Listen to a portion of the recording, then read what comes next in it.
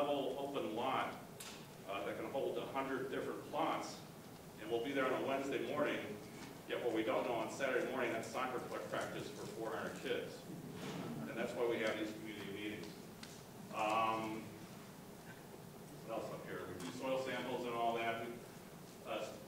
Parking, people think we need a lot of parking space when we go to these community meetings, especially if we're talking a 50-plot garden. What we have found is if a lot of the plot owners are from around the neighborhood, we rarely have more than 2 or 3 cars next to that garden at a given day. So parking has never been much of a problem on that.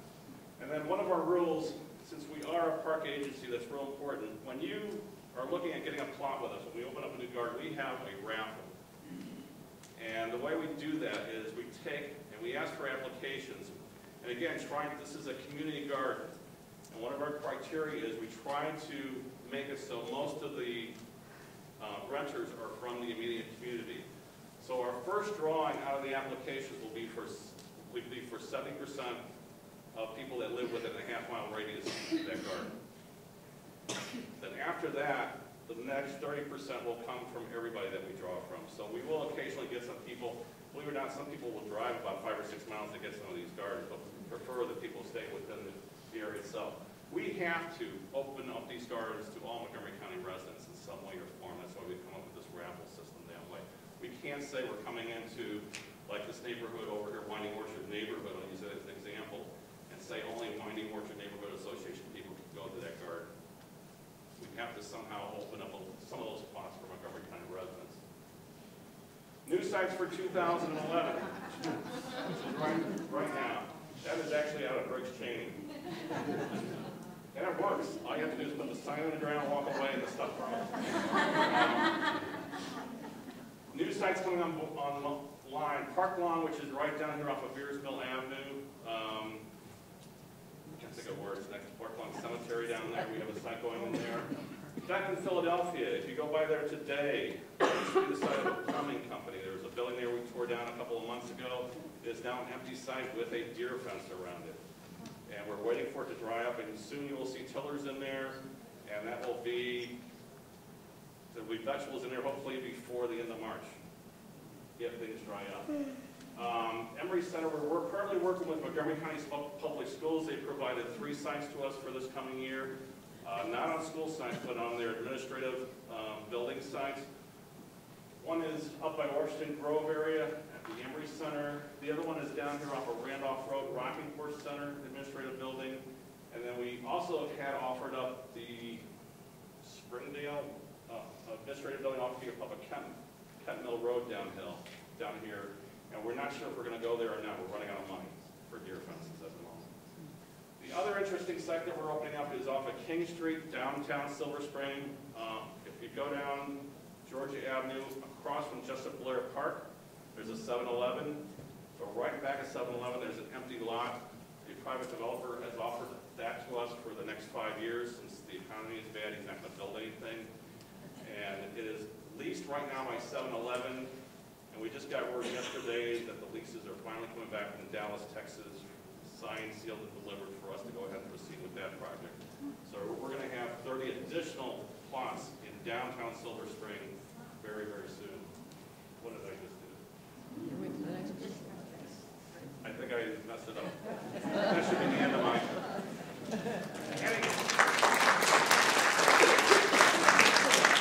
Let me go here with one first question. Question on the Maple Avenue container group. You have to do the GPS thing. Would you have like a cross street or a general part of Maple Avenue Park?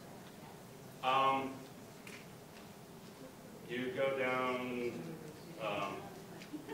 Philadelphia Avenue to Maple, take a left, you go down about 3 blocks, look to your left, and you'll see a parking lot that's really steep. The base of that parking lot, the containers are right there. Right there. Question, so the neighborhood that was against the garden, what was the main reason, and secondly, what's the typical fee for a plot? This neighborhood associate, this was at the very beginning of our program, starting community gardens. And when we ran into a lot of misconceptions and myths when we first started community gardens, one of them being that community gardens are trashy and unsightful. And And that's what they were starting to complain about from the very beginning. But then, what we found out was that that park was heavily used by a lot of people for different things, dog walking, soccer practice, picnics, the works. And after meeting with the public on a Saturday morning, we met with them for 3 hours. And, they were pretty adamant about the use of their park, protecting their park and everything. There just wasn't a whole lot of community support there for that. To not be crude or anything, but I've never had my butt chewed as much as I did that morning by these people. They were so protective of it, and rightly so. I mean, we would come over there on weekdays and not see anybody in that park, and I'd walk away thinking, this is a good place for it. And we learned a lot from that meeting. Those same people that were unfriendly at that meeting, I've talked to them since, and they've helped us get this garden at Philadelphia and Fenton. They've been great, so they've turned around. And then the other question was, the fees range depending on the size of the plot. For this 2x6 plot, I think it's $20. We have that, the containers there, then we have what we call a 10x20, which is 200 square feet. I think it's 50. We have 10 For the by- season? Pardon me? For the season? For the season. Gee, For 1 raise the year. rates. We have 25 by 25 plots at Brooks Cheney. Those are 70, so they vary according to the size on that. The fees are controversial. Some people think they're a lot, some people think they're not a lot, but there's different ways of working the fees. A 25 by 25 plot is a big plot. You can go in with 4 people on that and reduce the fees on that. So there's all different ways of working it. Is there a long wait list, like Briggs Cheney? Do you have a long waiting list? If you go on our website, you'll see what's filled at the moment, what's not. My understanding is, I think everything is filled currently that we haven't started, except for Briggs Cheney. We have a few plots left. Now we have these new gardens coming online. Philadelphia and Fenton, which we just did the raffle on about a month ago, that is completely filled. We had a waiting list of 30 or 40 people for that. We have Bearsville coming online, which we haven't done the raffle yet for.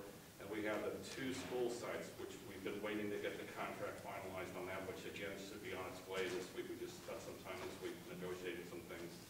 So there will be some more room for that, but again, they're in different areas of the county. Yeah. I couldn't get the whole, did you repeat that website address? We can put it back up. I don't even know it by heart. Is there a way to get that back up? There's a handout. There's a handout. Okay, I see. Okay. Yeah. There it is. Yeah, the demand for community gardens is not going away. My favorite expression to describe the way the interest has grown with this is a firestorm. We're caught in the middle of a firestorm that's not stopping at the moment with the interest of these community gardens. We can't build them fast enough out there. Any other questions before I turn it back over to? Do you have a problem with the care of the garden at the end of the season? Does that garden have a priority to use it the next year? Do you rent it to them the next year? We try to keep historical use in place. So if you want to, as long as you maintain our guidelines, maintain your garden, pay the fees, you can have the same plot year after year after year. And the way it works is, again, Ursula will go out there and monitor the gardens. We have deadlines for cleaning up plots in the fall. But we had a deadline this year of November 5th or something. You had to have your plots. If you weren't going to garden year round, they had to be clean. And by December 1st, if they weren't clean, we kicked you out this year. People think they can leave stuff over winter, not in our case. You're next to people where people have their homes. We have people walk in the parks. You cannot leave your plots full of trash or debris. They have to be clean. And if you don't, you're kicked out. We're very strict.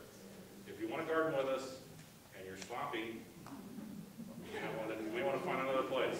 Just a warning. Pardon? There may be one going in Kemmel, but we ran out of money. We may not do that. By Grace Lane? Yeah. No, it's the administrative building right up the street on the Spring Hill. Yeah, we've got a joint. What about the one by Rose Trucking? Is that going to happen? That's Norwood and Lego Road. No, not at the moment. We're waiting. We thought about putting a community garden in where the Red Door store is there at Lane Helm. And That's the one. we pulled back on that because we had Briggs Cheney. We wanted to sell Briggs Cheney up first. Briggs Cheney is filling this year, and the demand is still there for that area. So you may see us back there in the near future on that.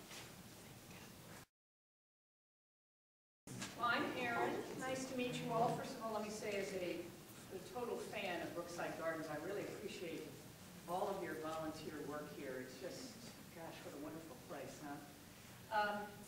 Well, you got a little bit. These are just some pictures from our farmer, Sandy Springs CSA, which stands for Community Supported Agriculture. And I think you watched the little video about Lancaster Farm Fresh Cooperative, who will be the suppliers for the Wednesday, starting May 11th, weekly CSA that will take place here, and this is a perfect place for it. And the thing about CSA that is different, I just want to give you some context related to community gardens, for example, is that as our food systems becomes more industrialized and concentrated, even to the extent that seeds, are controlled by one or two companies, it's a problem. But the biggest problem is for independent family farmers. It really makes it hard for them to survive. And community-supported agriculture, well, actually, I was unsure whether to read you this quote. Does anyone, I'm assuming you all know who Michael Pollan is. And he really says it the best. He says, essentially, we have a system where wealthy farmers feed the poor crap, and poor farmers feed the wealthy high-quality food. So community-supported agriculture actually has the potential to change that part of the equation for everyone. And when CSA started, it started in Japan, and it graduated or moved to Switzerland, and then in the early 70s, it came here to the U.S. It started up in Massachusetts. The champion was a woman named Robin Van End, who's long gone. But there were, up until about 10 years ago, maybe even 5, there were maybe 1,000 CSAs. Now there are over 3,000. So it's a growing movement. And what it has the potential to do, and it started with independent farmers, either on the farm or in collaborative, cooperative combinations like Lancaster Farm Fresh Cooperative, where a whole bunch of farmers get together. It's focused on people who have a little more income and can afford to pay up front for vegetables and fruit and so forth for a season. But it's starting to really work its way into poorer communities where there are food deserts, which you've all heard that expression. So it really has the ability, and it's very much a citizen-driven, community-driven kind of movement. So it has the potential to really make a difference to independent, high-quality, healthy farmers, whether they are creating share boxes for, well-off people like ourselves compared to the rest of the world, or to inner city or food desert type dwellers. And so it's really probably the single best way for a farmer to make a living. They get most of the money. It isn't going to marketing and racking and trucking and all these things. Even when you do business with the Whole Foods, high quality produce, a lot of that money is for that, and the farmers are not paid well. This pays the farmers. So this is a really valuable thing. It's not just kind of a, fun boutique-y thing. It's got real legs on it, as I like to say. And and a lot of people, to be honest with you, in a metro area like this, are too far from a single farm to participate in an on-farm CSA. They grew up in the suburbs of the city and they have no clue how to garden and wouldn't think of trying to garden because they just don't have the time. In this area, you could picture all your neighbors, people like that. Gardening is not going to be part of their reality. And so this allows them to teach their kids how to eat better themselves, and teach their kids that, hey, this stuff comes from farmers, not from the grocery store. And so it's just got so many important, valuable things to it. So here's how it's going to work here. Up on our website is, Brookside is now a site, and people can come to the website and sign up. You can get a vegetable share, and these are just some of the contents of the vegetable share. You can get a vegetable, and this was just a few items from 1 week, and here's some other fall items. So I can't do it justice with the photos, but each week the box will contain, starting May 11th, running through October 26th, it will contain 7 to 10 items, and an item would be a bunch of lettuce, a bunch of radishes, a bunch of apples. So that's what would be in it. It would be a mixture of organic, all organic vegetables, and fruit. Most of the fruit will be organic, but in some cases, if we have some weird weather event or bug issue, they would be using something called integrated pest management. And integrated pest management, I won't bore you with the details. If you want to know what it is, you can go to EPA and just search on that. But basically, our farmers use worm tea. Don't ask me exactly what's in that, okay? But anyway, worm tea in their drip system, which prevents bug damage. And they use biological sprays. Again, this would be natural substance sprays for any fruit that might be in jeopardy.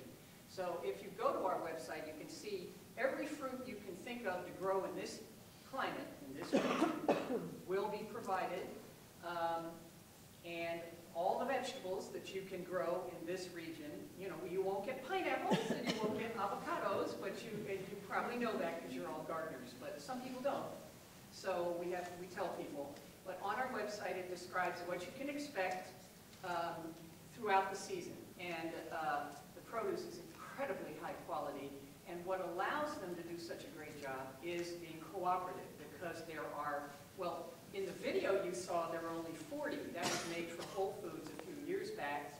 They now have 80 organic farmers that are all Amish, all up there from that Lancaster, Pennsylvania area, which is, of course, you know, they're the real artists, they're the soil artists, as I like to think of them. They really know how to grow food. And here's the box. So this is it. Your vegetables will come in this box, and you know, it'll be out here somewhere at this center, at this building, out of the rain and shade and sun. And so Wednesday, between a certain window, which we haven't determined yet, but and we allow for commuters and people who have, you know, coming from downtown, that sort of thing, they will come and pick up this box. Or if you're not good at remembering things like me, you take your stuff out and put it in a bag and fold this up. They're very easy to take apart and leave them here. And then the farmer picks them up every week. And the farmer shows up, and they have everything palleted, so it's all counted. And there will be, these are the vegetable share boxes. The fruit share boxes, because you may also buy a fruit share. And am I loud enough? You know, I've been moving around. I figured I have a loud voice, so I wasn't worried about it. The fruit shares will be in a smaller version of this. And then the flowers, again, organic flower shares, they will come, obviously, I'm thinking in tubs, you know. And then there are herb shares. One of our farmers, beautiful flowers, one of our farmers actually has an herb farm, and all they grow is herbs, a lot of them for healing purposes. So that all, and there's other kinds of healing products made from their herbs, all organics also. So there's a lot of options. The basic vegetable share runs about $29 a week, and that is throughout the season. And some weeks are lighter or heavier depending on the growing season, but I can tell you it compares completely with a Whole Foods, or it's probably a little cheaper than Farmer's Market, and it is definitely more expensive than Giant, but you know, it's not comparable. There's nothing in Giant comparable to what would be in this box, or Safeway, or you name it, or Harris Teeter, or anything. It's just not possible.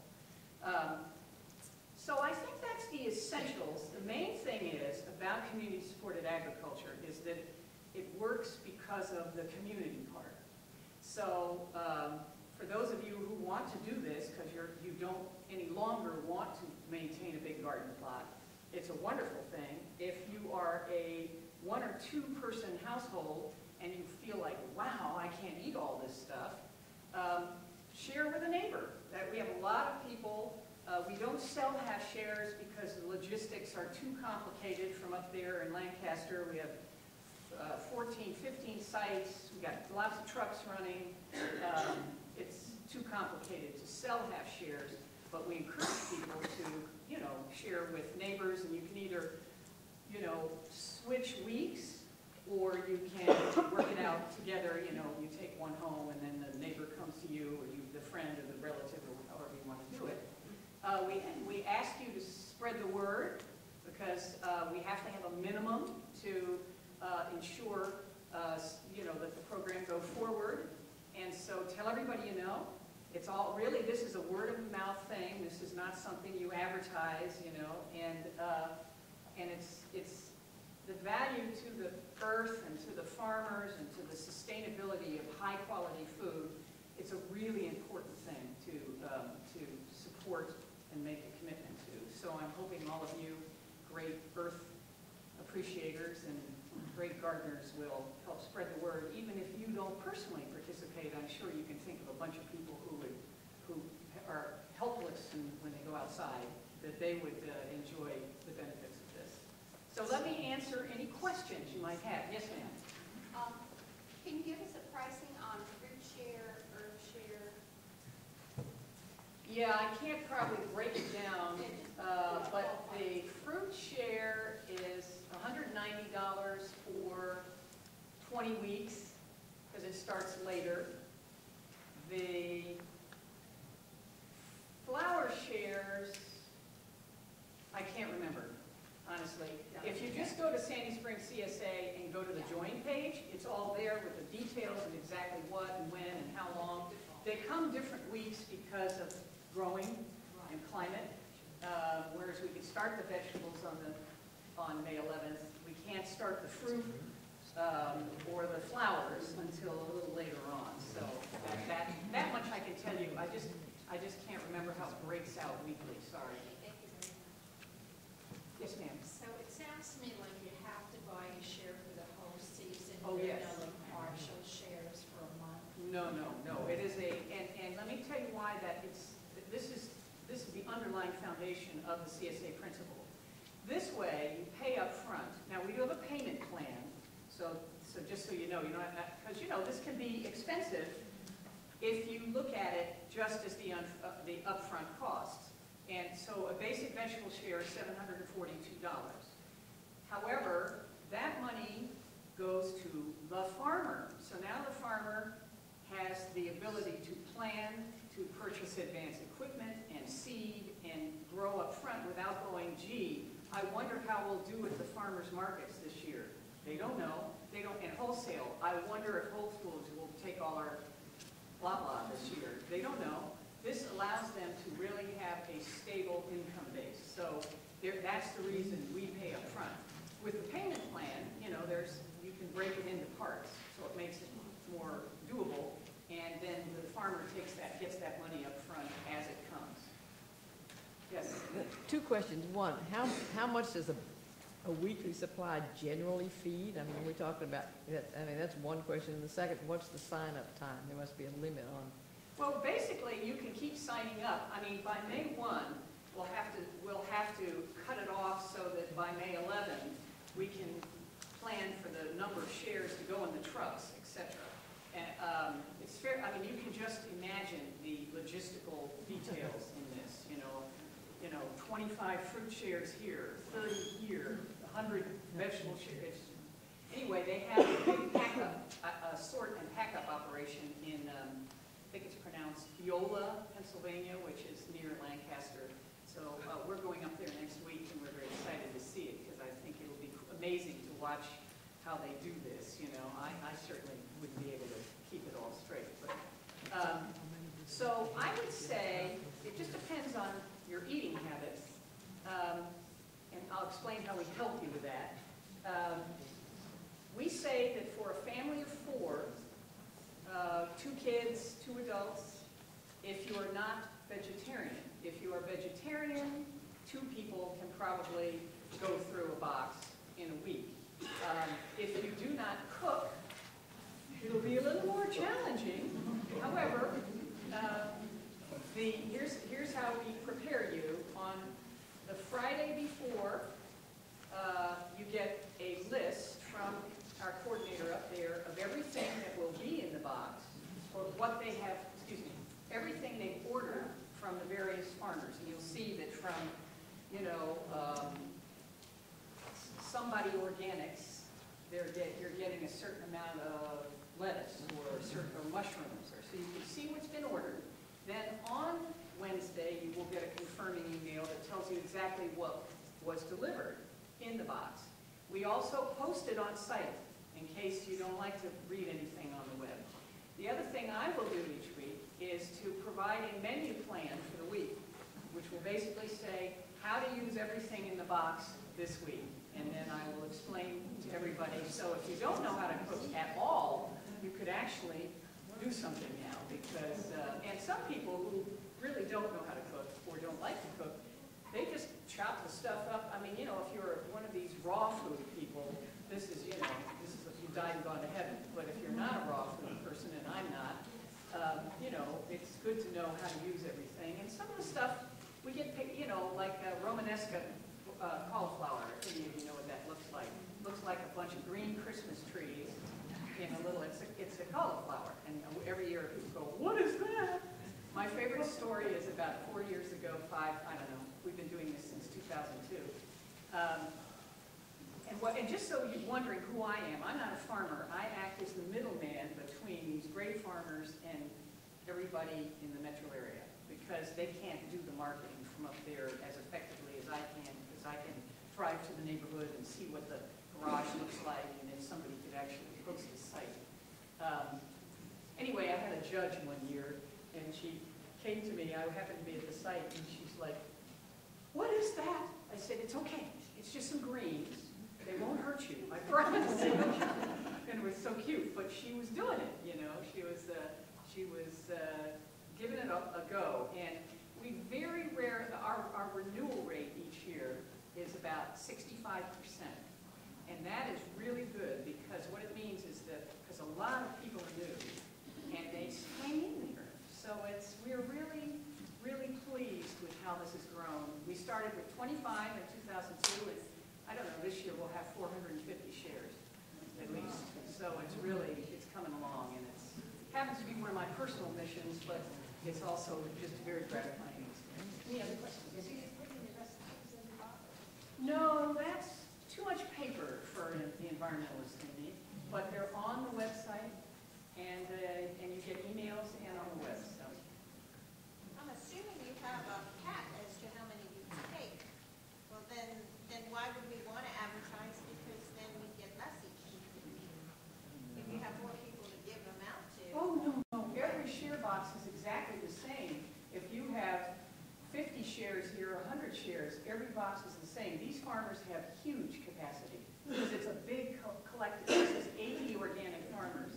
But they will know, each Friday I report to them, we have these many shares, these many shares, these many. So they're planning all the time. So by the time we get closer, and remember, they phase in their planting and all of that, because not everything goes in right away, where some is going in now. But they can estimate and know how much to plant. So there's never any reduction of what goes in the box based on the number of shares. Well, it's just, it has to be cut, or else you think, you're going to run out if you get. Oh, no, they won't run out. Yes? What if you can't make it one week to pick up your Right. food, you're on vacation? Good question. Again, this is the community part. We expect a member to arrange for the coverage. You can get a neighbor to come, you can get your daughter, or your uncle, or to come.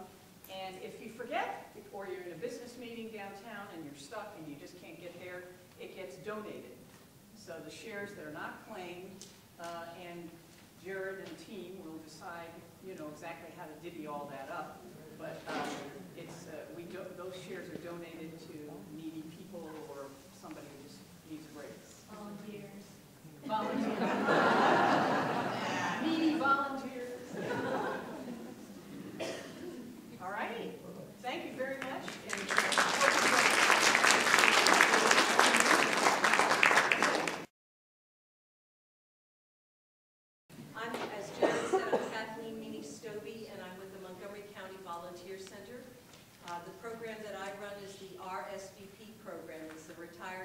your volunteer program.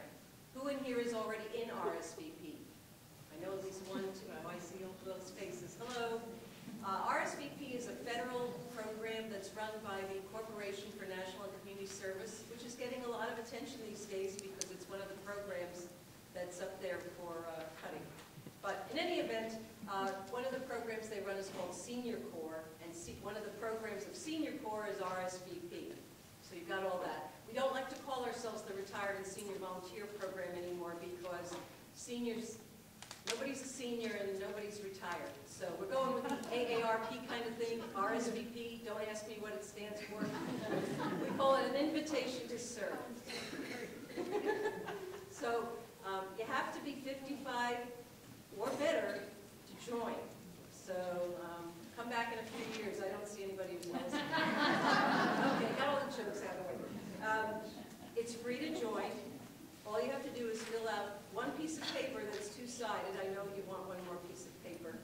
And what it does is you're part of the nationwide RSVP organization, and you get a quarterly newsletter that we hadn't been doing, but we're now doing again, and we're doing it electronically, so we're really happy if you have email and use it. We also tried to have an annual recognition event. I know that you're in one of the best programs here because they do take care of you, they love you, and the people who are in this program stay a long time. So you're in one of the best places you could be. But we try and supplement that as well. The other big thing is that you get free excess liability insurance. Now, according to Jared, if something happens to you while you're volunteering here, that gets taken care of in terms of the liability insurance. But this liability insurance as an RSVP volunteer is free to you just by joining. And what it does is it covers you to, from, and at your volunteer commitment. So yours through the parks doesn't cover going to and from. And we hope you never have any problems going to and from your volunteer commitment. But if you do, being an RSVP gives you just another pocket of supplemental money. I've been here 4 years. I've been a director for a year and a half, and I've only had to file one claim for someone, and it was a lovely lady who decided to go out during Snowmageddon to volunteer. Nobody here. She fell on her front steps and she broke her leg, and she had to have surgery, and she was 63 and did not have Medicare or anything. So she was able to go through the county. The county has a kind of a safety net for people who don't have insurance, but fortunately her surgery was paid for by RSVP. So, but don't go out and do that. I really don't want to. Why was this thing?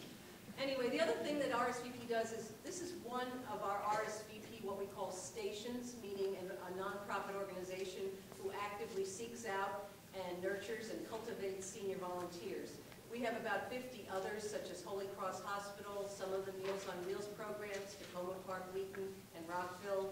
And we have the tax aid program. If you're familiar with the AARP tax aid program, if you use it, those volunteers are all RSVP volunteers. We also have something called a pro bono consultant program, which allows people who want to use their professional skills to help a nonprofit for a certain period of time. So you take on a consulting project and apply the skills that you've had in your prior careers or current careers, and there's a specific beginning, middle, and end. I always joke that then you can go off and climb Mount Kilimanjaro, or whatever your Mount Kilimanjaro is. So everybody wants to have that latitude. The one other thing we have that our volunteers are on here is something called SWAT. It's called Seniors with Available Time. I wish I'd thought of it, but I didn't. What it does is if you sign the application, it says, would you like to help out occasionally with other activities? If you have an email, you can check yes, and we'll put you on the SWAT list. And as opportunities come up from different organizations, you can choose to sign up or not. The whole SWAT team doesn't go together. You just individually do it. And you do not have to apologize if you can't do it. I get people saying, I'm really sorry, I can't help. This is not the Irish Catholic SWAT team. I'm the Irish Catholic. There is no guilt involved. The other thing is Jared can use SWAT as well. If he has a mailing or something and it's kind of a one-day thing, he can call us too and we'll put it out to our SWAT team. So I think that's it. Do you have to join RSVP in order to be at Brookside Gardens? No, you don't. But if you all join, I promise that we will come out and carry Jared aloft through the whole garden. I'm going to go to the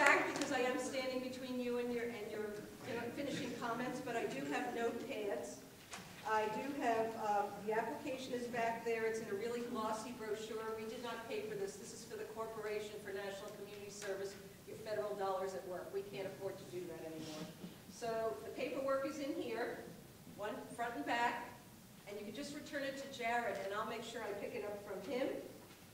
The other thing we do have, it seems a little late now because it's March 1st, we do have very magical scrapers. If you wave them in the air, these are from the volunteer center. So that's all I have to say. Does anybody have a quick question? Because I'm eating into Jared's time. No? Wow, good. Okay, so you're all going to rush back and join. Thank you very much. You do a phenomenal job. This is really one of our best stations here. The number of hours you put in and all the good that you do really are phenomenal. And thank you for all you do. And thank you for having me.